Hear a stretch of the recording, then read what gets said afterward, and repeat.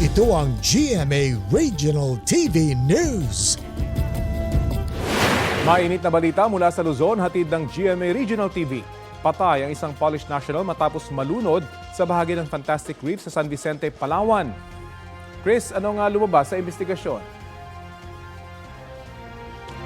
Rafi, ayon sa mga otoridad, posibleng pinulikat ang biktima habang nag-i-snorkel. Base sa investigasyon, may kasamang ibang turista ang dayuhan nang mag-snorkeling 600 metro mula sa Kapsalay Island sa barangay Port Barton. Nalaman na lang nilang nawawala ang Polish national makalipas ang 40 minuto.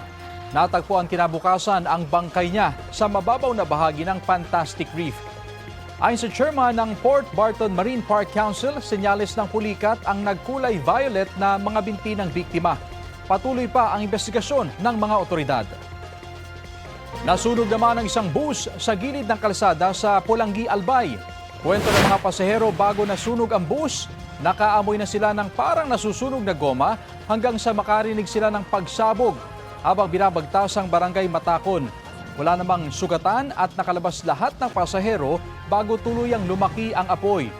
Base sa investigasyon, problema sa preno ang sanhi ng apoy. Ito ang GMA Regional TV News. Balita sa Visayas at Mindanao mula sa GMA Regional TV. Hinostage na isang lalaki sa Lapu-Lapu, Cebu ang kanyang mag-iina. Cecil, bakit daw nagawa yun ng suspect? Rafi aminado ang padre di pamilya na 2 beses siyang nakagamit ng iligal na droga. Mga opisyal ng Barangay Basak ang nakipagnegosasyon sa 41 anyos na sospek. Matagumpay naman nilang napasuko ang lalaki. Nakuha mula sa sospek ang isang kutsilyo na ginamit niya sa pananaga sa sariling anak. Isinugod sa ospital ang biktima na nagpapagaling na mula sa tinamong mga sugat sa iba't ibang bahagi ng katawan. Sa investigasyon ng pulisya, kalalaya lang ng sospek noong December 1 dahil din sa kasong may kinalaman sa iligal na droga. Humingi ng tawad ang sospek sa kanyang mag-ina at pinagsisisihan daw ang kanyang nagawa. Wala pa silang pahayag.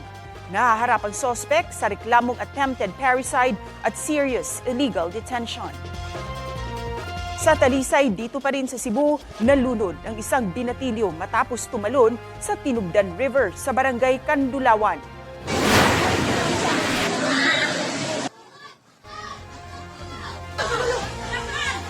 Sa kuha ng cellphone video, makikita ang pagsalba ng mga residente sa 12 anyos na biktima. Dali-dali siyang isinugod sa ospital pero nasawi rin kalaunan. Kwento ng kanyang ina, hindi nagpaalam ang anak na sasama sa kanilang kapitbahay na pupunta sa ilog.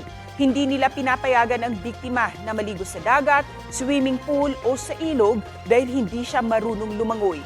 Wala na raw silang plano na paimbestigahan ang insidente pero nananawagan sila sa barangay na humanap ng paraan para hindi na maulit ang nangyari. Sinusubukan pang makunan ng pahayag ang barangay. Nalunod. May nalunod din sa isang beach resort sa barangay Tambler sa General Santos City. Agad dinala sa Pampang ang lalaki at binigyan ng CPR saka isinugod sa ospital pero idineklarang dead on arrival. Kwento ng misis ng biktima, humabol sa paliligo sa dagat ang kanyang mister matapos ayain ng kanilang anak. Hindi naman daw napansin ng kanilang anak na tatay na pala nila ang nalulunod. Hinala ng pamilya, posibleng may ibang sakit na naranasan ang biktimang 72 anyos bago nalunod.